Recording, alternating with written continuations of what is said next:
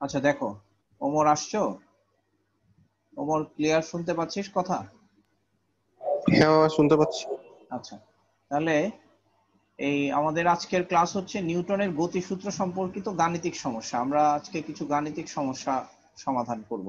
বানানো বানানো কিছু সমস্যা, হয়তো এটার টাইপের কিছু সমস্যা তোমরা তোমাদের বইতে পাবা।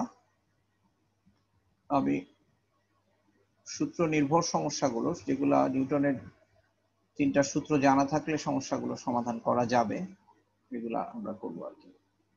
আচ্ছা, এখন দেখো, এর আগে আমরা একটা ছোট্ট একটা টপিক, যে টপিকটা নিয়ে আমরা একটু আলোচনা করতে চাই, সেটা হচ্ছে ঘর্ষণ বল। ঘর্ষণ বল, বা এটাকে আমরা ইংলিশে বলি ফ্রিকশনাল ফোর্স। ফ্রিকশনাল ফোর্স, সংক্ষেপে এটাকে শুধু ফ্রিকশনও বলা হয়। আচ্ছা, ঘর্ষণ বল হচ্ছে এরকম ধরনের বল, যেমন তোমরা এটা জানো যে ওই নিউটনের প্রথম সূত্র যখন আমরা পড়ছি, তখন বলছিলাম যে কোনো একটা বস্তুর উপর বল প্রয়োগ করলে একটা বস্তু যেরকম, যদি ধরি আমরা এরকম একটা বস্তু আছে, এরকম একটা বস্তু আছে এখানে,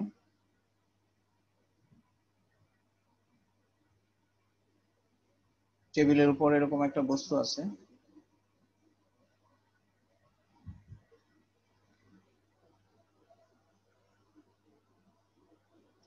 তো এখন আমরা যদি এই বস্তুটাকে ধাক্কা দেই, এই যদি এফ বল প্রয়োগ করে যদি এটাকে ধাক্কা দেই, যদি এটার ভর জানা থাকে, তাহলে আমরা নিউটনের দ্বিতীয় সূত্র থেকে বলতে পারবো যে বস্তুটার যে ত্বরণ হবে, ত্বরণ এ ইকুয়ালস টু হবে এফ বাই এম। এটা হচ্ছে নিউটনের দ্বিতীয় সূত্র থেকে আমরা এটা বলতে পারি। তাহলে এফ বল দিয়ে ধাক্কা দিতে থাকলে এই ত্বরণ হবে, এবং যদি আমরা একটা নির্দিষ্ট সময় ধরে ধাক্কা দিই, ধরা যাক টি সময় ধরে যদি আমরা ধাক্কা দিই, তাহলে আমরা, যেহেতু এই বস্তুটা যদি আদিবেগ ইউ সমান যদি 0 হয়, তাহলে টি সময় ধরে ইউ আদিবেগ 0-তে যদি আমি টি সময় ধরে ধাক্কা দিই, তাহলে বেগ হবে হচ্ছে 0 প্লাস এটি, অর্থাৎ এফ বাই এম, এই এফ টি বাই এম পরিমাণ বেগ প্রাপ্ত হবে। এটা আমরা নিউটনের দ্বিতীয় সূত্র থেকে বুঝতে পারি। তাহলে টেবিলের উপর একটা নির্দিষ্ট সময় ধরে ধাক্কা দিলে এই ব্লকটা যে বেগ প্রাপ্ত হবে, এখন আমি যদি ধাক্কাটা অপসারণ করি, তাহলে এটা দ্বিতীয় সূত্র দিয়ে বুঝলাম যে সে এই বেগটা লাভ করবে। এখন ধাক্কা বন্ধ করে দিলে নিউটনের প্রথম সূত্রে যদি আমরা আসি, এখন প্রথম সূত্র বলতেছে যে যদি আমি ধাক্কা বন্ধ করে দেই তাহলে তার বেগ স্থির থাকবে। তার মানে এই বস্তুটা টেবিলের উপরে চলতে থাকার কথা, আমি আর কোনো বল প্রয়োগ করতেছি না, কিন্তু টেবিলের উপরে জিনিসটা তাহলে চলতে থাকার কথা। কারণ প্রথম সূত্র বলতেছে বলের লব্ধি এফ ইকুয়ালস টু 0 হলে, এটা হচ্ছে প্রথম সূত্রের কথা। প্রথম সূত্র হচ্ছে এফ ইকুয়ালস টু 0 হলে ভি ইকুয়ালস টু কনস্ট্যান্ট হবে। ঠিক আছে, ভি ইকুয়ালস টু কনস্ট্যান্ট, অর্থাৎ ভি চেঞ্জ হবে না। তার মানে একটা নির্দিষ্ট সময় ধরে একটা ব্লককে ধাক্কা দেওয়ার পর সেই বস্তুটা যে বেগ লাভ করবে, ধাক্কা অপসারণ করার পর, অর্থাৎ তখন যদি আমি আর ধাক্কা না দিই, তাহলে এই জিনিসটা চলতে থাকার কথা। কিন্তু আমরা বাস্তবে যেটা দেখি, যেমন মনে করো তুমি যদি একদম স্মুথ ভালো সুন্দর একটা রাস্তার মধ্যে একটা ইঞ্জিনবিহীন গাড়িকে এরকম ভাবে ধাক্কা দিতে থাকো, ইঞ্জিনবিহীন একটা গাড়িকে যদি তুমি ধাক্কা দাও, মানে ইঞ্জিনবিহীন মানে স্টার্ট করা নাই এরকম একটা গাড়িকে যদি তুমি ধাক্কা দাও, ধাক্কা দেওয়ার পর গাড়িটা চলতে শুরু করলো, এরপরে তুমি ধাক্কা বন্ধ করে দিলে গাড়িটা কত দূর যাবে, গিয়ে থেমে যাবে। কিন্তু আমাদের নিউটনের প্রথম সূত্র কি বলে, যে কোনো বল যদি ক্রিয়া না করে তাহলে তার ভেলোসিটি কনস্ট্যান্ট থাকার কথা, অর্থাৎ তার থামার কথা না। প্রথম সূত্র বলতেছে এই ধাক্কা অপসারণ করার পর তার থামার কথা না, তার চলতে থাকার কথা, কিন্তু সে থেমে যাচ্ছে। তাহলে এই থেমে যাওয়াটা নিয়ে আমরা যদি কোশ্চেন মার্ক করি, এই থেমে যাওয়ার কারণ কি? থেমে যাবার কারণ হলো ঘর্ষণ, এটাই হচ্ছে মূল কথা। অর্থাৎ আসলে থেমে যাচ্ছে, তার মানে ভি 0 হয়ে যাচ্ছে। তাহলে এখন আমরা ব্যাপারটা আবার চিন্তা করি, ধরা যাক টি সময় ধরে তুমি ধাক্কা দিয়ে বস্তুটা ভি বেগ প্রাপ্ত হলো, পরবর্তীতে দেখা গেল টি প্রাইম সময় পর এই বেগ ছিল ভি, তাহলে ভি প্রাইম ইকুয়ালস টু 0 হয়ে গেল। তাহলে এক্ষেত্রে মন্দন হলো 0 minus v divided by t prime, এটা হচ্ছে মন্দন। তার মানে minus v by t prime, অর্থাৎ যে সময় পরে আমি যখন এটাকে ধাক্কা দিচ্ছিলাম, ধাক্কা বন্ধ করার যে সময় পরে জিনিসটা থেমে গেল, সেই সময়টাকে যদি আমি হিসাব করতে পারি, তাহলে এই মন্দনটাকে আমরা এখন যদি পজিটিভ কোয়ান্টিটি হিসাবে লিখি, তার মানে যে মন্দনটা হবে সেই মন্দনটাকে আমরা নেগেটিভ ত্বরণ, এই যে নেগেটিভ মান আসবে ভি এর মানটাকে পজিটিভ ধরলে, তাহলে এই মন্দনটাকে যদি আমরা এখন বল বানাতে চাই, তাহলে বল বানাতে চাইলে এটাকে তাহলে আমরা বলবো বাধা বল।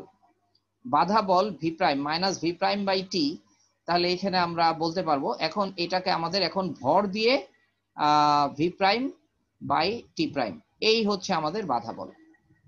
তাহলে বাধা বল হচ্ছে m v prime by, sorry v prime না, ভি বাই টি, এটা ভি হবে কারণ সে থেমে গেছে, তাহলে m v by t prime. তাহলে এই যে বাধা বল, এই বাধা বলটাকেই আমরা আসলে বলবো ঘর্ষণ বল। তাহলে ঘর্ষণ বল বলতে আমরা কি বুঝি, প্রথম আমি এই উদাহরণটা দিয়ে বাস্তব জীবনে ঘর্ষণের অস্তিত্ব কোথায় আছে সেটা দেখানোর চেষ্টা করলাম। এরপরে এখন আমরা ঘর্ষণ বলকে সংজ্ঞায়িত করি। এটা নিশ্চয়ই তোমরা অবজার্ভ করছো যে যে কোনো তলের উপর সংস্পর্শে থেকে, হ্যাঁ, কোনো তলের উপর সংস্পর্শ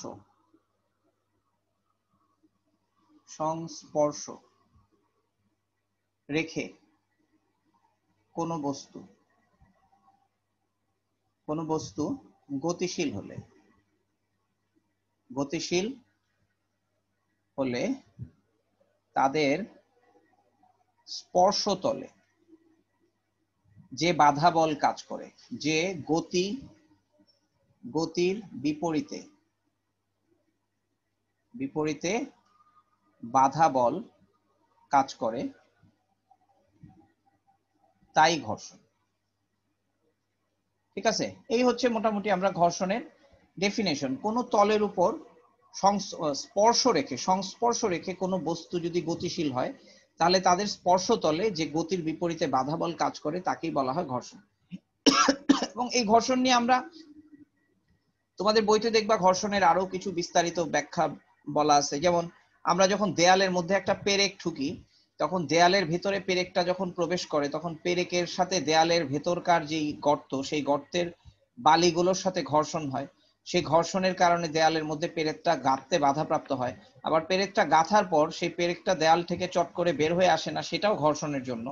অর্থাৎ দেয়ালটা পেরেকে, মানে দেয়ালের ভিতরে পেরেকটা গাঁথার জন্য আমাদের যে বাধা, সেটার জন্য যেরকম ঘর্ষণ দায়ী, আবার ঘর্ষণ আছে বলেই পেরেকটা দেয়ালের মধ্যে আটকে থাকবে। তার মানে ঘর্ষণ যেরকম আমাদেরকে ডিস্টার্ব করতেছে, সেরকম ঘর্ষণ আমাদেরকে হেল্পও করতেছে। যদি ঘর্ষণ না থাকতো তাহলে আমরা রাস্তায় হাঁটতে পারতাম না।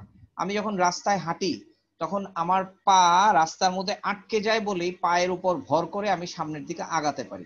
কিন্তু যদি রাস্তায় ঘর্ষণ না থাকতো তাহলে পা পিছলে আমরা পড়ে যেতাম, আমরা রাস্তায় হাঁটতে পারতাম না। কাজে ঘর্ষণ খুব জরুরি। এই জন্য দেখো ঘর্ষণ সম্পর্কে এরকম একটা কথা বলা হয়, এটাকে বলা হয় প্রয়োজনীয় উপদ্রব। তোমাদের বইতে ঘর্ষণ সম্পর্কে এরকম একটা কথা বলছে, প্রয়োজনীয় উপদ্রব। আসলে উপদ্রব শব্দটা আমি আমি কনফিউজড, এই উপদ্রব শব্দটার বাংলা বানান ঠিক লিখছি কিনা। যাই হোক, এই উপদ্রব মানে হচ্ছে disturbance. Apparently it's a disturbance, এটা একটা ডিস্টারবেন্স। কিন্তু এই ডিস্টারবেন্সটা দরকার, এটা দরকার আছে, এটা না হলে আমাদের চলবে না, রিয়েল ওয়ার্ল্ড চলবে না। ঘর্ষণ ছাড়া রিয়েল ওয়ার্ল্ড চলবে না, কোনো কিছুর সাথে আটকে থাকবে না। সো ঘর্ষণ থাকবেই, তাহলে ঘর্ষণ ছাড়া বাস্তব জীবন অসম্ভব। তো এই জন্য ঘর্ষণ বল বলতে আমরা যেটা বুঝি সেটা হলো যে যখন অ্যাপারেন্টলি দুইটা বস্তুর সাথে পরস্পর সংস্পর্শে থাকা অবস্থায় একটা গতি থেমে যাচ্ছে, তখন আমরা বুঝবো এই থেমে যাওয়ার ক্ষেত্রে আসলে ঘর্ষণটাই হচ্ছে দায়ী। যেমন একটা বস্তু এইভাবে গতিশীল হয়ে এখানে এসে থেমে গেল, তাহলে বুঝবো যে সম্পূর্ণ গতি থাকা অবস্থায় এই ডিরেকশনে একটা ঘর্ষণ এটা কাজ করতেছিল। তো ঘর্ষণের আবার কিছু প্রকারভেদ আছে। ঘর্ষণের প্রকারভেদ হচ্ছে, একটা হলো স্থির ঘর্ষণ, আরেকটা হচ্ছে গতি ঘর্ষণ, এটা একটা প্রকারভেদ, স্থির ঘর্ষণ আর গতি ঘর্ষণ। আর এই স্থির ঘর্ষণ গতি ঘর্ষণ ছাড়া ঘর্ষণের আরেকটা প্রকারভেদ আছে, একটা হচ্ছে এটা হচ্ছে আরেকটা প্রকারভেদ আছে, এটাকে বলে আবর্ত ঘর্ষণ, আবর্ত ঘর্ষণ বা রোলিং ফ্রিকশন। আবর্ত ঘর্ষণ, এই আবর্ত ঘর্ষণের একটা বিশেষ বৈশিষ্ট্য আছে, যেমন এই স্থির ঘর্ষণ গতি ঘর্ষণ। আচ্ছা, স্থির ঘর্ষণ বিষয়টাকে আমরা একটু ব্যাখ্যা করি। স্থির ঘর্ষণ বলতে কি বোঝায়? স্থির ঘর্ষণ বলতে বোঝায়, মনে করো এরকম একটা ব্লক, এটার উপর যদি আমি বল প্রয়োগ করি, তাহলে বল প্রয়োগ করলেই এটা চলতে শুরু করবে না, যে কোনো পরিমাণ বলেই এটা চলতে শুরু করবে না, একটা নির্দিষ্ট পরিমাণ বলের মান অতিক্রম করলে পরে এটা চলতে শুরু করবে। তাহলে যে নির্দিষ্ট পরিমাণ বল অতিক্রম করার পর এটা চলতে থাকে, ওই নির্দিষ্ট পরিমাণ বলকে আমরা বলি স্থির ঘর্ষণ। অর্থাৎ স্থির ঘর্ষণ হচ্ছে সেই ঘর্ষণ বল যা বস্তুকে স্থির রাখে, আর গতি ঘর্ষণ বল হচ্ছে সেই ঘর্ষণ বল যা গতি থেকে বস্তুকে থামায়। অর্থাৎ একটা বস্তু যদি গতিশীল থাকে, তখন এই গতিশীলতা মেনটেন করবে না, এই গতিশীলতা আস্তে আস্তে থেমে যাবে, সেক্ষেত্রে যে বলটার কারণ এটা থেমে যাচ্ছে সেটা হচ্ছে গতি ঘর্ষণ। তার মানে স্থির ঘর্ষণ কাজ করে স্থির থাকা অবস্থায়, আর গতি ঘর্ষণ কাজ করে গতিশীল থাকা অবস্থায়। আচ্ছা, আর আবর্ত ঘর্ষণ হচ্ছে একটা বিশেষ টাইপের বল। তোমরা আশা করি স্থির ঘর্ষণ গতি ঘর্ষণ ব্যাপারটা বুঝতে পারছো। আমি আবার একটু রিপিট করতেছি, বা এখানে আমি আর একটু ছবি এঁকে জিনিসটাকে বলতে চাচ্ছি। যেমন তোমরা যদি নিজেরাও এই এক্সপেরিমেন্টটা করতে পারো, সেটা হলো স্থির ঘর্ষণ বোঝার জন্য এটা আমি এই আলোচনাটা করতেছি। ধরো এরকম একটা তল, তোমরা যদি চিন্তা করো এরকম একটা তল, যে তলটাকে আমি ইচ্ছা করলে তলের কোণ বাড়াতে পারি। হ্যাঁ, এখন আমি এইরকম কোণে এই তলের উপর আমি একটা ব্লক রাখলাম, একটা ব্লক রাখলাম, এরকম কোণে এই তলের উপর একটা ব্লক রাখলাম, দেখলাম ব্লকটা এই তলের উপর স্থির হয়ে আছে, মানে তল গড়ায় পড়তেছে না। এরপর আমরা যদি এই তলটাকে আস্তে আস্তে অ্যাঙ্গেল করে, পার্টিকুলারলি এইটুকু পরিমাণ অ্যাঙ্গেল করি,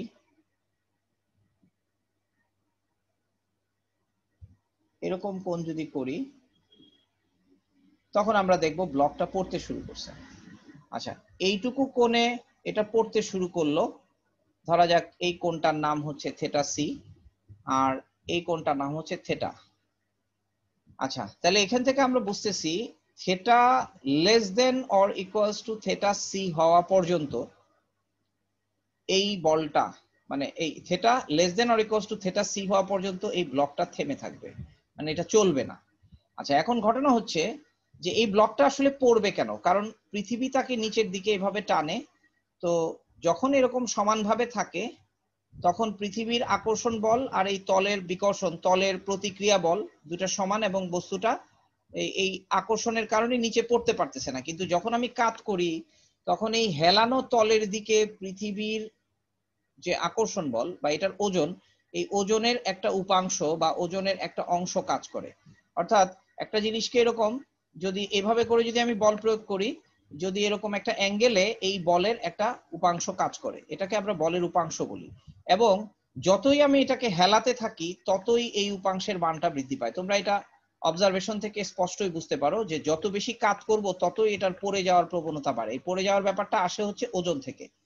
তাহলে ব্যাপারটা হলো কি, যে এই অবস্থায় এটার ওজন এটাকে যতটা এই নিচের দিকে বল প্রয়োগ করে, এই অবস্থায় এই বলের মানটা যত, ধরা যাক এই অবস্থায় যদি এই বলের মান F1 মনে করি, আর এই অবস্থায় যদি বলের মান F2 মনে করি, definitely F2 will be greater than F1, F2 F1 এর চেয়ে বড় হবে। এখন এই স্থির ঘর্ষণ বল বোঝার জন্য আমি তোমাদের এই পরীক্ষাটার কথা বর্ণনা করলাম, যে যদি আমি ধীরে ধীরে এই তলটাকে হেলাতে থাকি, হেলাতে হেলাতে হেলাতে হেলাতে একটা নির্দিষ্ট পরিমাণ হেলানোর পর, একটা নির্দিষ্ট পরিমাণ হেলানোর পর আমরা যদি দেখি যে এই জিনিসটা পড়তে শুরু করছে, তখন আমরা বুঝবো ওই অবস্থায় এই দিকে যে পরিমাণ বল কাজ করতেছে সেই বলটাই হচ্ছে স্থির ঘর্ষণ বল। ঠিক আছে? এখন এই পরীক্ষাটা আমরা এরকম হেলানো তল ছাড়াও করতে পারি, হেলানো তল বাদ দিয়েও আমরা আবার এরকম একটা পরীক্ষা করতে পারি। সেটা কিভাবে করব সেটা আমি তোমাদের আরেকটু বর্ণনা করি। ধরো আমরা এরকম ভাবে একটা টেবিল চিন্তা করি। ধরো এটা একটা টেবিল, এই টেবিলের মধ্যে এইখানে একটা ব্লক আছে, এরপর আমরা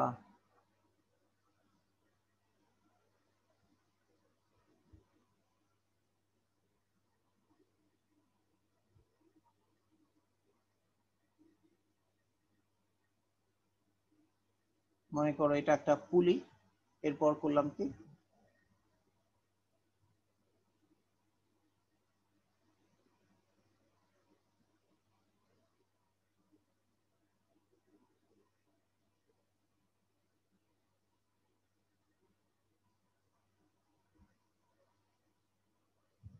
তোমরা কি আছো? একটু শব্দ করো। আমি শুনছি। আচ্ছা, এই যে মনে করো একটা পুলি মানে এটা একটা চাকতি, এই টেবিলের উপর একটা ব্লক, এরপরে আমরা এরকম সুতা দিয়ে এইটাকে এইভাবে করে ঝুলিয়ে দিলাম। এরপর এখানে আমরা এরকম একটা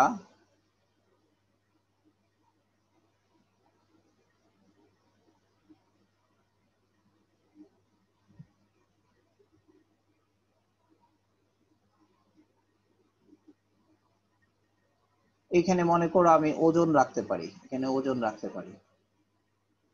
তো আমরা করলাম কি এই ব্লকটাকে এই টেবিলের উপর এই ব্লকের ঘর্ষণ বল অর্থাৎ স্থির ঘর্ষণ বল কত এটা পরীক্ষা করার জন্য আমরা এই পুলি, এখন এখানে আমাদের আবার আরেকটা জিনিস খেয়াল করতে হবে, এইটা যে ঘুরবে এই ঘূর্ণনের জন্য একটা ঘর্ষণ লাগবে, কিন্তু আমরা যদি এটাকে খুব স্মুথ বা খুব পলিশড করতে পারি, হ্যাঁ, যে এইটার ঘর্ষণটা যদি মিনিমাম হয়, যে দেখা গেল যে একদম সামান্য বল প্রয়োগ করলে এই জিনিসটা ঘুরে, তো এইটাকে আমরা নেগলিজেবল মনে করি আর কি, এইটার ঘর্ষণ নগণ্য বিবেচনা করতেছি আর কি আমরা এখানে, অর্থাৎ খুবই পলিশড একটা পুলি আমরা ব্যবহার করব। এই ধরনের যন্ত্রকে আমরা বলি পুলি, নগণ্য, অর্থাৎ এটার ঘর্ষণ নগণ্য। এখন আমরা করব কি এই ব্লকটার একটা নির্দিষ্ট ওজন আছে, মনে করো এটার ভর আছে m, ঠিক আছে, তাহলে এই m ভরকে আমরা করব কি এখানে ধীরে ধীরে ওজন দিব, এখানে ধীরে ধীরে ওজন দিব, ওজন দিতে দিতে দেখা গেল যে একটা নির্দিষ্ট পরিমাণ ওজন w হওয়ার পর এটা চলতে শুরু করলো, তাহলে যেই ওজন দেওয়ার পর এই জিনিসটা চলতে শুরু করে সেই ওজনটাকেই ডাব্লিউটাকেই আমরা বলবো ঘর্ষণ বল, ফ্রিকশন বা স্থির ঘর্ষণ। অর্থাৎ পার্টিকুলারলি যেই ওজনটা অতিক্রম করার পর আমরা একটু একটু করে ওজন বাড়াতে বাড়াতে একটা সুনির্দিষ্ট পরিমাণ ওজন দিলে পরে দেখবো যে এটা চলতে শুরু করছে, তাহলে এইভাবে করে আমরা স্থির ঘর্ষণকে পরীক্ষা করে বের করতে পারি। আচ্ছা, এরপরে হচ্ছে গতি ঘর্ষণ জিনিসটা কি, আমরা স্থির ঘর্ষণকে আমরা এইভাবে করে একটা পরীক্ষা দিয়ে যদি নির্ণয় করি, নির্ণয় করার পর এরপরে যদি আমরা মনে করো এই সেম টেবিলটার মধ্যেই আমরা আরেকটা পরীক্ষা করলাম, এই জিনিসটা তোমরা খুব মনোযোগ দিয়ে শুনো, মানে এই এই এই সেম টেবিল, আমি আবার ছবি আঁকতেছি, মনে করো এখানে আমরা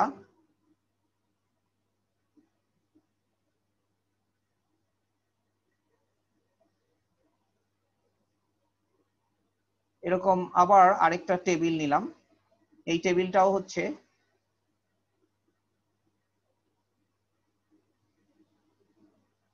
মানে এই এই সেম ব্লকটাই মনে করো আমরা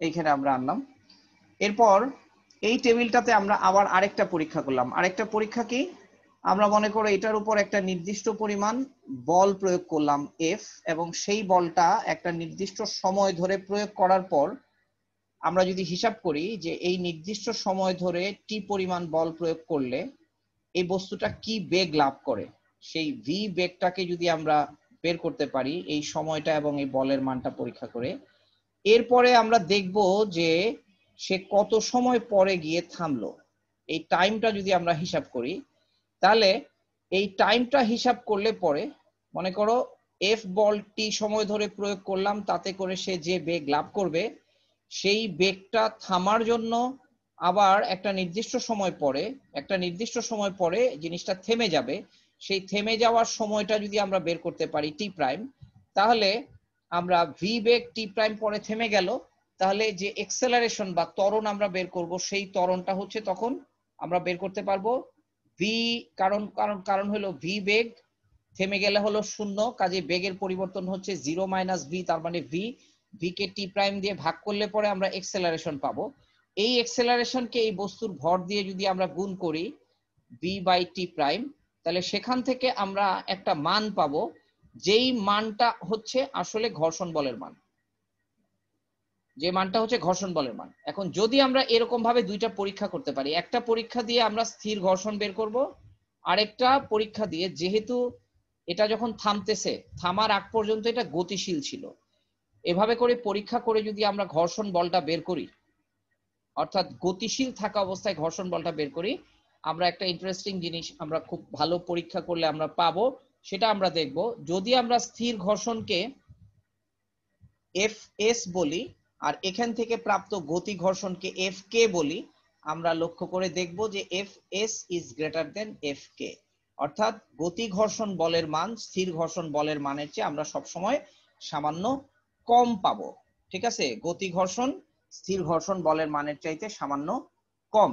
আচ্ছা, কেন কম, এই জিনিসটা তোমাদের জন্য একটা কোশ্চেন মার্ক থাকবে, তোমরা এটা নিয়ে চিন্তা করবা যে আসলে কেন কম, কেন গতি ঘর্ষণ বলের মান স্থির ঘর্ষণ বলের মানের চেয়ে কম হয়। কিন্তু আমি তোমাদেরকে এটা বললাম যে গতি ঘর্ষণ মান, এটার ব্যাখ্যা আমি তোমাদের করতে পারবো, কিন্তু আমি চাই যে এটার ব্যাখ্যা নিয়ে তোমরা নিজেরা একটু চিন্তা করো। তোমাদের বইতে গতি ঘর্ষণ স্থির ঘর্ষণ সম্পর্কে আলোচনা করা হয়েছে, তো ঘর্ষণ কেন হয় সেটার কথাও তোমাদের বইতে বলা হয়েছে, যে ঘর্ষণের কারণ হচ্ছে যে বস্তুকে আমরা খুব পলিশড দেখতেছি, একদম স্মুথ সারফেস দেখতেছি, মনে করো গ্লাস, অ্যাপারেন্টলি গ্লাসের যে সারফেসটা, সেই সারফেসটার মধ্যে কোনো এবড়ো থেবড়ো নাই, কিন্তু আমরা যদি এটাকে মাইক্রোস্কোপ দিয়ে দেখি তখন দেখবো যে না, সারফেসের মধ্যে কিছু পলিশড, সারফেসের মধ্যেও কিছুটা এবড়ো থেবড়ো আছে।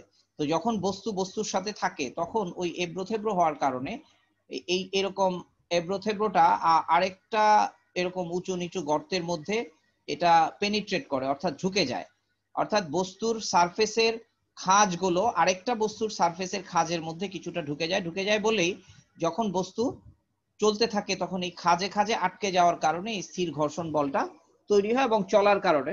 তার মানে আমরা যেটা বলতেছি যে সারফেস গুলো আমাদেরকে অ্যাপারেন্টলি আমাদের কাছে পলিশ মনে হয়, প্রকৃতপক্ষে 100% পলিশড সারফেস বা 100% স্মুথ সারফেস বলে কোনো সারফেস না।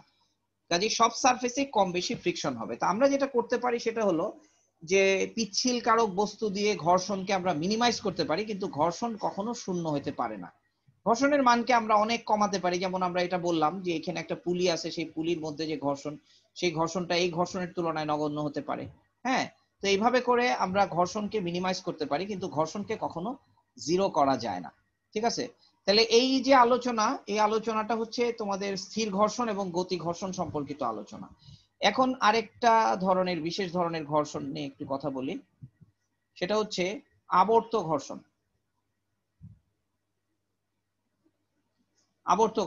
আবর্ত ঘর্ষণ মানে হলো যে একটা তলের উপর দিয়ে কোনো বৃত্তাকার কোনো কিছু যদি গড়িয়ে যায়, এরকম গোলক আকার কোনো কিছু যদি একটা তলের উপর দিয়ে গড়িয়ে যায়,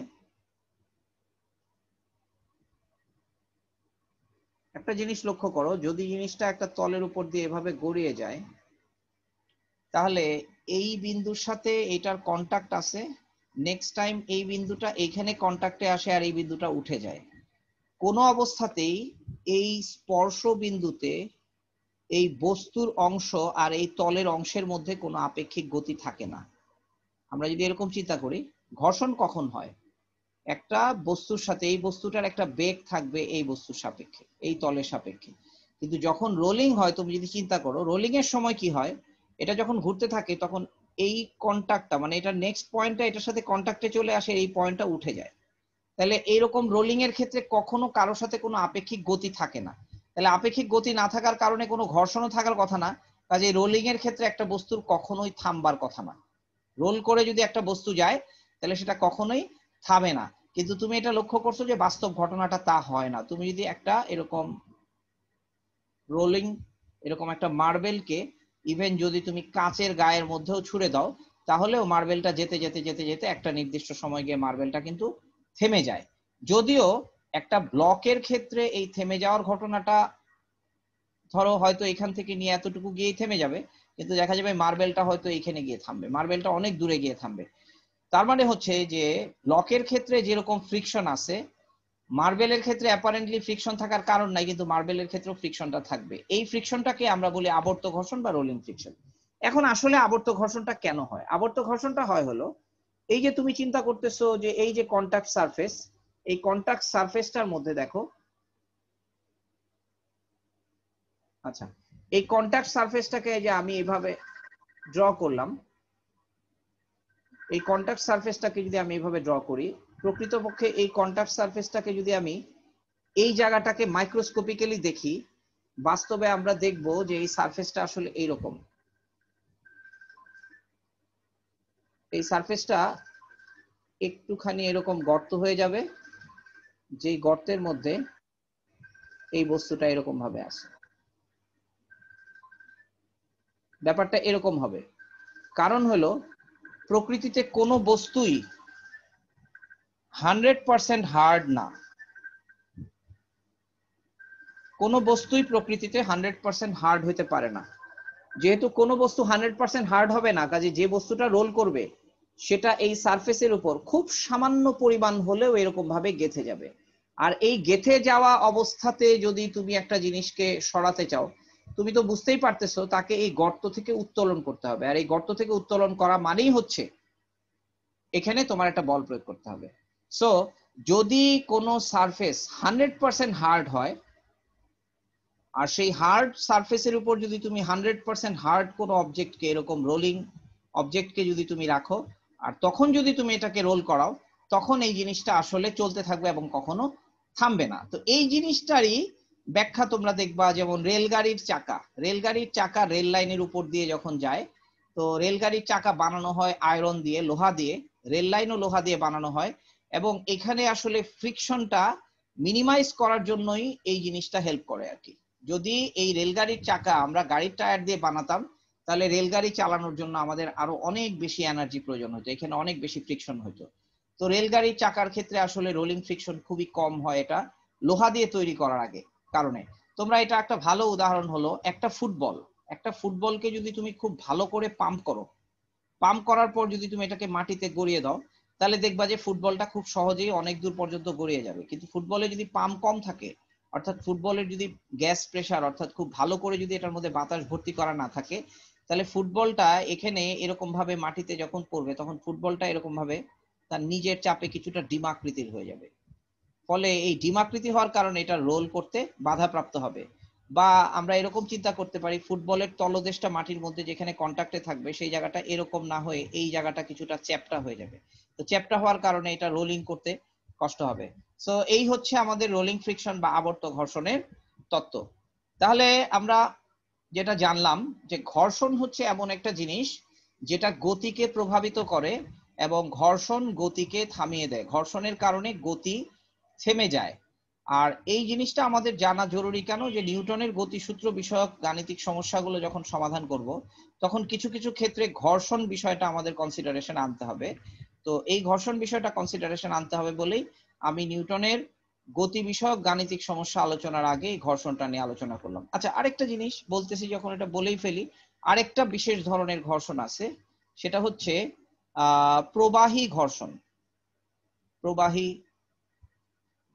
প্রবাহী ঘর্ষণ মানে হলো যে তোমরা দেখবা যে বাতাসের মধ্য দিয়ে যখন কোনো একটা কিছু চলে, তখন বাতাস তার গতির পথে বাধা দেয়। বাতাসের মধ্যে দিয়ে যখন কোনো একটা কিছু চলে, তখন বাতাস তার গতির মধ্যে বাধা দেয়। এই বাধাকে বলা হয় বাতাসের প্রবাহী ঘর্ষণ। বাতাস এক ধরনের প্রবাহী। ঠিক পানি বা তরল পদার্থের ভিতরে যখন কোনো একটা বস্তু চলে, তখন সেও বাধাপ্রাপ্ত হয়, এটাও প্রবাহী ঘর্ষণ। তো প্রবাহী ঘর্ষণ দুই প্রকার, একটা হচ্ছে যেটা তরলের মধ্যে হয়, তরল প্রবাহিতে প্রবাহী ঘর্ষণ হয়, আরেকটা হচ্ছে গ্যাসীয় প্রবাহিতেও প্রবাহী ঘর্ষণ হয়। গ্যাসীয় প্রবাহিত প্রবাহী ঘর্ষণ হয়। তাহলে এই প্রবাহী ঘর্ষণ জিনিসটা নির্ভরশীল হচ্ছে, প্রবাহী ঘর্ষণ যদি আমরা বলি ফ্রিকশন ফ্লুইড, মানে এটা হচ্ছে এফ ফর ফ্লুইড। ফ্রিকশন ফ্লুইডটা আসলে বেগের উপর নির্ভরশীল, বেগের উপর নির্ভরশীল।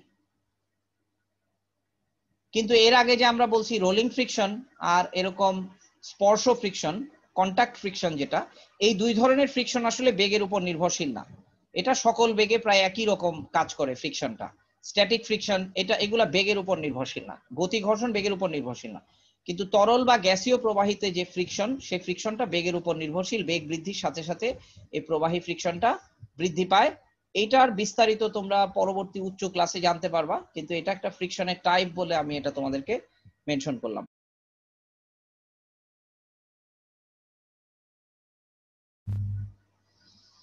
আচ্ছা দেখো, আমরা নিউটনের গতিসূত্র সম্পর্কিত গাণিতিক সমস্যা আলোচনা করব, এটা বলছিলাম। তো এখন এই আলোচনার শুরুতে আমি চিন্তা করলাম যে গতিসূত্রের সাথে যদি গাণিতিক সমস্যা নিয়ে আলোচনা করি, সেক্ষেত্রে এখানে ঘর্ষণ বল ইনভলভ, কারণ নিউটনের গতিসূত্র হচ্ছে বল সম্পর্কিত, বল এবং গতি সম্পর্কিত। কাজে ঘর্ষণ বল যেহেতু একটা নিত্যনৈমিত্তিক বল, এই বলের প্রভাবটা চলে আসে। কাজে এই ঘর্ষণ নিয়ে কিছু আলোচনার পরে এই গাণিতিক সমস্যা নিয়ে আমরা আলোচনা করব।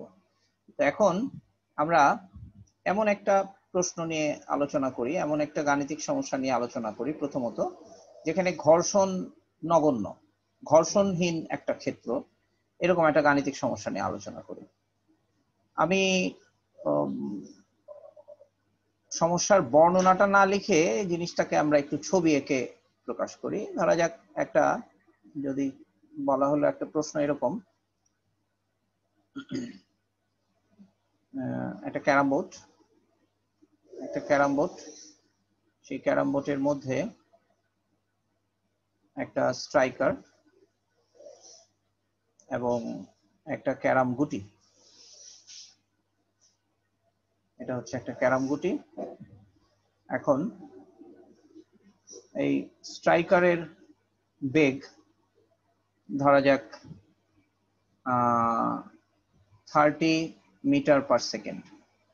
একটা স্ট্রাইকার 30 মিটার পার সেকেন্ড বেগে একটা থেমে থাকা যে, এবং এটার ভর ধরে নিলাম ক্যারামের গুটির ভর হচ্ছে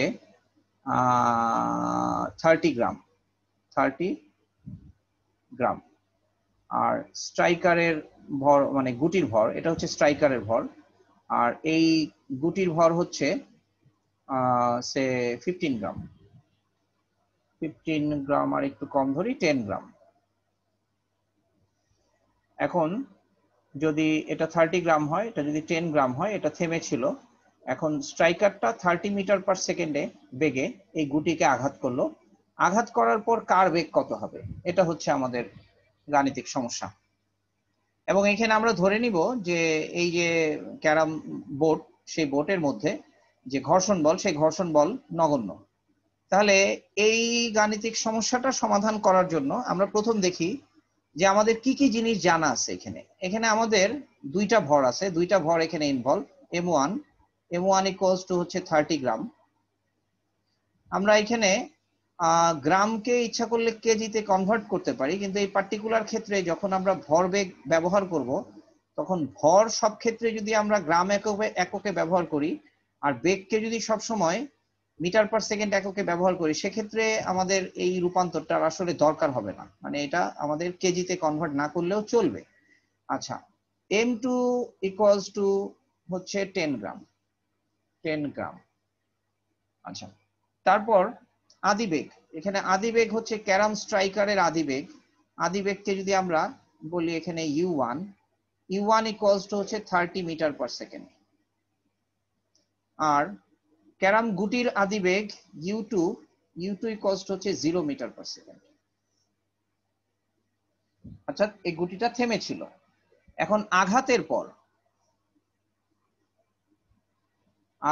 পর আমাদের বের করতে হবে v1 ইকুয়ালস টু কত, v2 ইকুয়ালস টু কত। তো নিউটনের ভরবেগের নিত্যতার সূত্র দিয়ে যে আমরা এটা সমাধান করতে পারবো না, এই জিনিসটা আমি বুঝি, কারণ ভরবেগের নিত্যতার সূত্র হচ্ছে একটাই সূত্র। কিন্তু এখানে আমরা দেখতেছি একটা সূত্রের মধ্যে যদি দুইটা আননোন থাকে, তাহলে একটা সূত্র দিয়ে দুইটা আননোন সলভ করা যায় না। কাজেই আমরা ওই যে একটা গাণিতিক সম্পর্ক আমরা পড়ছিলাম, সেটা হচ্ছে যে এই যে এই সম্পর্কটা আমি দেখাচ্ছি তোমাদের। এই যে সম্পর্কটা, যেটা আমি গত ক্লাসে তোমাদেরকে এটার প্রমাণ ব্যাখ্যা করে দিছিলাম, যে v1 equals to m1 minus m2 u1 plus m2 u2 divided by m1 plus m2, এই সূত্রটা আমরা এখানে ব্যবহার করব।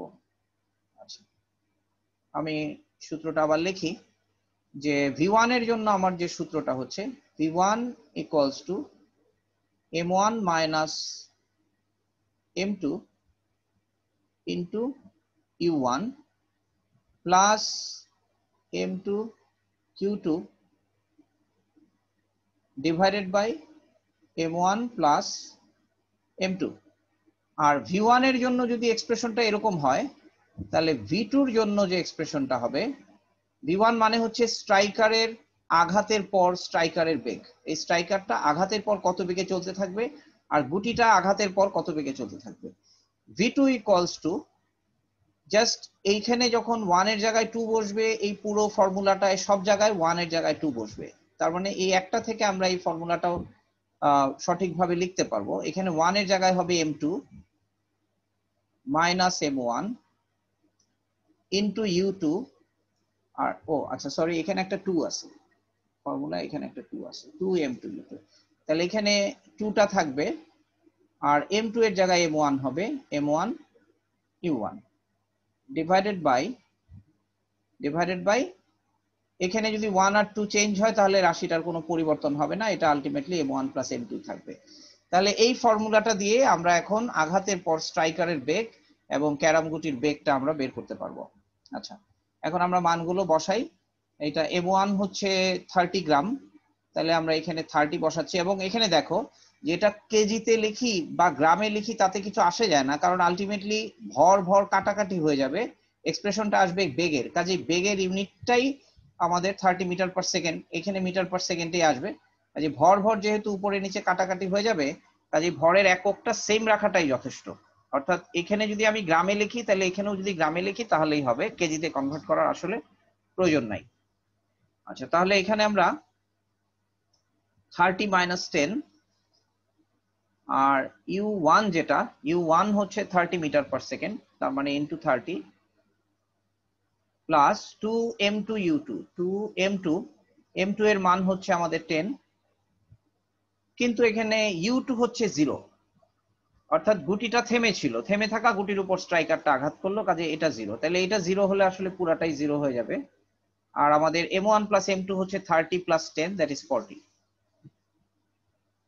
তাহলে এটা কি হচ্ছে, এখানে 30 মাইনাস 10 হচ্ছে 20 ইন্টু 30 হচ্ছে 600, 20 ইন্টু 30 হচ্ছে 600 ডিভাইডেড বাই 40, তাহলে এখানে আমাদের এটা হয়ে যাবে 15, 6, তাহলে এটা হয়ে গেল 15, তার মানে 15 মিটার পার সেকেন্ড। তার মানে স্ট্রাইকারের বেগ হয়ে যাবে 15 মিটার পার সেকেন্ড, এবং এখানে আমরা লক্ষ্য করি স্ট্রাইকারের আদি বেগকে আমরা 30 মিটার পার সেকেন্ড, এটা একটা পজিটিভ কোয়ান্টিটি মনে করলাম, এটা ধনাত্মক বেগ, এই বেগটাও ধনাত্মক আসছে, অর্থাৎ স্ট্রাইকারটা ক্যারাম গুটিকে আঘাত করে পেছন দিকে ব্যাক করবে না, অর্থাৎ কিছুটা কম বেগে, অর্থাৎ 15 মিটার পার সেকেন্ড বেগে সামনের দিকেই চলতে থাকবে। আর গুটিটার অবস্থা কি হবে, আমরা গুটিটার বেগটাকে হিসাব করি, ক্যারাম গুটির বেগ। আচ্ছা, ক্যারাম গুটির ক্ষেত্রে যেটা হবে সেটা হচ্ছে m2 মাইনাস m1, এখানে m2 হচ্ছে 10, তার মানে এখান থেকে আমরা 10 মাইনাস m1, তার মানে 10 মাইনাস 30, m1 ছিল 30, আর u2 হচ্ছে 0, তাহলে u2 হচ্ছে 0 প্লাস 2m1 u1, m1 হচ্ছে আমাদের 30 আর u1 হচ্ছে 30, তার মানে 2 into 30 into 30, 2 into 30 into 30 divided by 40, তাহলে এটা ফলাফল হয় কত, এখানেও মিটার পার সেকেন্ড লিখতে হবে, মিটার পার সেকেন্ড, এখানেও মিটার পার সেকেন্ড, তাহলে এখান থেকে 0 আসতেছে, আর 30 হচ্ছে 900 ইন্টু 2, 900 ইন্টু 2 হচ্ছে 1800, 1800 কে যদি আমরা 40 দিয়ে ডিভাইড করি তাহলে 4 এটা শূন্য একটা কাটা যাবে, 4 দিয়ে যদি এটাকে ডিভাইড করি তাহলে 4 আর 16, 4 5 20, 45, তার মানে 45 মিটার পার সেকেন্ড। তার মানে বোঝাই যাচ্ছে, দেখো এখন তোমরা তোমাদের বাস্তব অভিজ্ঞতার সাথে মিলিয়ে দেখো, একটা স্ট্রাইকার যখন একটা গুটিকে আঘাত করে তখন তোমরা দেখতে পাও যে গুটিটা খুব দ্রুত সামনের দিকে চলে যায় এবং গুটিটার বেগ এতটাই বেড়ে যায় যে স্ট্রাইকারটা আর ওই গুটিটাকে টাচ করে না, অর্থাৎ স্ট্রাইকারটার বেগ গুটির বেগের চেয়ে সবসময় কমই থাকে। তাহলে এই যে এখানে আমরা দেখতে পাচ্ছি যে গুটিটার স্ট্রাইকারের বেগ হবে 15 মিটার পার সেকেন্ড আর গুটির বেগ হবে 45 metre per second, sorry second square, আমি সেকেন্ড স্কয়ার হবে না, metre per second, 45 metre per second. এই হচ্ছে আমাদের নিউটনের গতিসূত্র সম্পর্কিত একটা গাণিতিক সমস্যা আমরা সমাধান করলাম, যেখানে একই সাথে ভরবেগের নিত্যতা এবং গতিশক্তির নিত্যতা এই দুটা জিনিস ইনভলভ করে আমরা এই সম্পর্কটা প্রতিপাদন এই অঙ্কটা আমরা করলাম আর কি। এখন আমরা আরেকটা জিনিস তোমাদের বলি যে নিউটনের গতিসূত্র ভরবেগের নিত্যতার সূত্রের উপর কিছু সহজ সহজ অঙ্ক আছে, যে অঙ্কগুলোতে আসলে তোমরা এক ফর্মুলা দিয়ে অঙ্ক করতে পারো। তো সেই ধরনের গাণিতিক সমস্যা নিয়ে আমরা পরে হয়তো আলোচনা করবো, আজকে এক্স্যাক্টলি ওই সমস্যা নিয়ে আমরা আলোচনা করব না। আজকে আমি এমন আরেকটা সমস্যা নিয়ে কথা বলি যেখানে আমাদের ঘর্ষণ ইনভলভ। আচ্ছা, ঘর্ষণ ইনভলভ এরকম একটা প্রবলেম নিয়ে আজকে কথা বলি। আচ্ছা, এটা একটা রাস্তা, এখানে এরকম ভাবে আমি একটা গাড়ি চিন্তা করলাম, একটা গাড়ি। এখন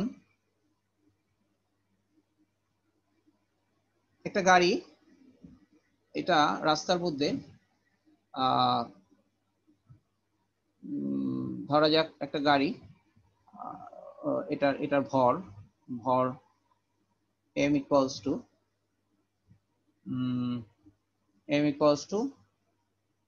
1500 কেজি একটা রাস্তা।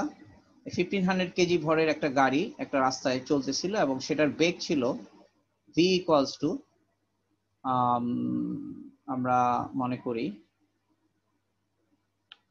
50 kilometre per hour, 50 kilometre per hour বেগে একটা গাড়ি চলতেছিল। হঠাৎ করে তার ব্রেক ফেল হয়, এই গাড়িটার হঠাৎ করে ব্রেক ফেল হয়। তো ব্রেক ফেল হয়ে যাওয়া মানে হচ্ছে, না ব্রেক ফেল হয় না, ইঞ্জিন ফেল হয়। ইঞ্জিন এই 50 কিলোমিটার পার আওয়ার বেগে চলা অবস্থায় ইঞ্জিন বিকল হলো। ইঞ্জিন বিকল হয়ে গেল। তো ইঞ্জিন বিকল হয়ে যাওয়ার পর গাড়িটা যদি রাস্তা দিয়ে চলতে থাকে, মনে করো রাস্তাটা খালি রাস্তা ছিল, তো ড্রাইভার ইঞ্জিন বিকল হওয়ার পর গাড়িটাকে থামায় নাই। ড্রাইভার চাচ্ছিল ইঞ্জিন বিকল হয়ে গেছে, রাস্তাও খালি, তা আমি গাড়িটাকে আরো কতদূর সামনের দিকে এগিয়ে নিয়ে যাই। তো এই জন্য ড্রাইভার একেবারে স্টিয়ারিং ধরে রেখে গাড়িটাকে সে আরো কতদূর দূরে যেতে দিল আর কি। এখন দেখা গেল যে গাড়িটা এরকম 200 মিটার দূরে গিয়ে গাড়িটা থেমে গেল। ঠিক আছে, 200 মিটার দূরে গিয়ে গাড়িটা থেমে গেল। তাহলে এই দূরত্বটা হচ্ছে 200 মিটার। এখন গাড়ির ভর 1500 কেজি। এখন আমাদের এখানে প্রশ্ন হচ্ছে রাস্তার ঘর্ষণ বল কত? রাস্তার ঘর্ষণ বল কত, এটা হচ্ছে আমাদের প্রশ্ন। তো এখন এই রাস্তার ঘর্ষণ বল কত এটা আমরা হিসাব করব। ওই যে আমরা নিউটনের প্রথম সূত্রের কথা চিন্তা করি, যে গাড়ির ইঞ্জিন যখন বিকল হয়ে গেল তখন গাড়ির উপর আর কোনো বল কাজ করবে না, কিন্তু গাড়িটা থেমে গেল। কোনো বল কাজ না করা সত্ত্বেও গাড়িটা থেমে যাওয়ার কারণ হচ্ছে নিশ্চয়ই রাস্তার ঘর্ষণ বল গাড়িটাকে থামাইছে। তাহলে ঘর্ষণ বল যদি এফ হয়, তাহলে এফ এর জন্য আমার ফর্মুলা হচ্ছে F equals to M A. তাহলে এখানে যে এটা আমাদের বের করতে হবে, এ সমান হচ্ছে গাড়ির মন্দন, গাড়ির মন্দন। ঠিক আছে, এখন আমি বললাম যে ভি বেগ 50 কিলোমিটার পার আওয়ার বেগে চলতেছিল, 200 মিটার দূরত্বে গিয়ে গাড়িটা থেমে গেল, তার মানে এখানে ভি প্রাইম ইকুয়ালস টু 0। তাহলে এখন আমার মন্দন কত হবে? আচ্ছা, এখানে আমরা এই ভি কে আমরা ভি না ধরে, আমরা যদি ভি আর ভি প্রাইম, আমরা যদি এটা আসলে ভি না বলে এটাকে আসলে ইউ বললে আমাদের ভালো হয় আমাদের ফর্মুলার জন্য। ইউ সমান 50 কিলোমিটার পার আওয়ার আর ভি ইকুয়ালস টু 0।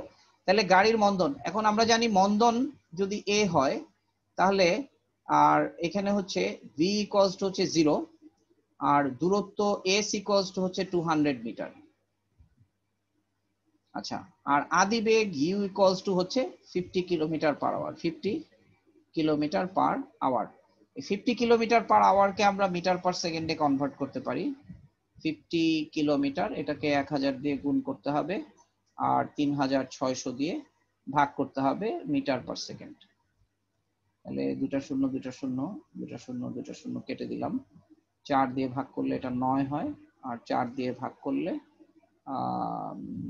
500, 500কে 4 দিয়ে ভাগ করলে হয় 125, 125। 4 দিয়ে ভাগ করলে 9 হয়, 500কে দুটা শূন্য, হ্যাঁ ঠিক আছে 125। তার মানে ইউ সমান 125/9 মিটার পার সেকেন্ড আর ভি সমান 0। তাহলে এখানে আমাদের বের করতে হবে এ সমান কত। এখন আমরা যদি মন্দনকে নেগেটিভ ত্বরণ চিন্তা করি, আমরা মন্দনটা পরে বের করব, কিন্তু এটাকে যদি আমরা এইভাবে চিন্তা করি যে ভি স্কয়ার, এই formula v square equals to u square u square plus 2as, এই ফর্মুলায় যদি আমরা বের করি তাহলে এখানে আমাদের s ইকুয়ালস টু s এর মান যদি আমরা বসাই তাহলে a এর মান পাওয়া যায় a ইকুয়ালস টু, আমাদের v হচ্ছে 0, তার মানে minus a equals to minus u square by twice s। তাহলে ইউ স্কয়ার হচ্ছে আমাদের এটা 125/9 whole square divided by twice s, twice s মানে হচ্ছে 1/400, 1/400। তাহলে এটা ক্যালকুলেশন করলে 125/9 হোল স্কয়ার, এটা ক্যালকুলেশন করলে আমরা a এর মানটা পেয়ে যাব। কিন্তু a এর মানটা তো নেগেটিভ, আমরা নেগেটিভ মানটাকে পজিটিভ করব, তখন আমরা রাস্তার বাধা বল বা ঘর্ষণ বল সমান হচ্ছে এম এ। তাহলে এই এ এর মানটা আমরা এখানে বসাবো, ঘর্ষণ বল এম এ, তাহলে বস্তুর ভর এই 1500 কেজির সাথে এই মানটাকে এখানে বসাবো, বসালে আমরা বলের মান পেয়ে যাব, অর্থাৎ ঘর্ষণ বলের মান এত নিউটন। এই হচ্ছে এই ধরনের গাণিতিক সমস্যা যেখানে ঘর্ষণ বল ইনভলভ, নিউটনের গতিসূত্র ইনভলভ। আরো আমরা বিভিন্ন ধরনের গাণিতিক সমস্যা আমরা নিউটনের দ্বিতীয় সূত্র অনুসারে করার মতো অবস্থায় আমরা এখন উপনীত হয়েছি, কারণ আমরা নিউটনের প্রথম সূত্র, দ্বিতীয় সূত্র, তৃতীয় সূত্র তিনটাই জানি। তো এই গাণিতিক সমস্যার উপর তোমাদের আরেকটা ক্লাস হবে, আরেকটা ক্লাসে আমি নিউটনের সূত্র সম্পর্কিত গাণিতিক সমস্যা